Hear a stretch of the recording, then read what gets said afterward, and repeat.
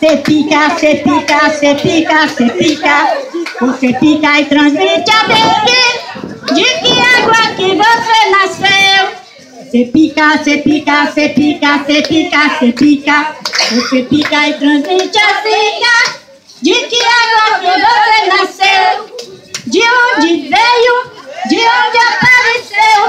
Porque se instalou aqui e tão depressa cresceu.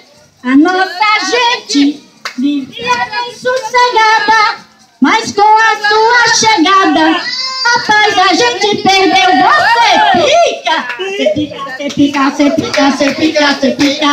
Você pica e transmite a dengue. De que água que você nasceu? Você pica, eu sei. Tem gente que facilita, você não acredita no estrago que você faz.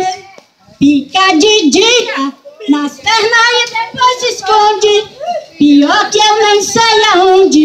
Aí como você é sagaz, você pica, você pica, você pica, você pica, você pica. Você pica e transmite a dengue. De que água que você nasceu? Durante o inverno tem muita facilidade, porque tem água à vontade pra você deitar e rolar. Devagarinho, pica e nos deixa doente, mas fique você ciente, nós vamos te eliminar. Você pica, você pica, você pica, você pica, você pica, você pica. Você pica e transmite a zika. De que água que você nasceu? Se não tiver água, ele não nasce. Obrigado, gente. Assim eu quero que você vá ao CRAS, porque a gente vai fazer uma campanha, certo? Pronto, mas a gente vai buscá-la, viu? A gente vai buscá-la. Onde você morar, nós vamos buscar. Ei, Vanusa, ela é a poeta do bairro.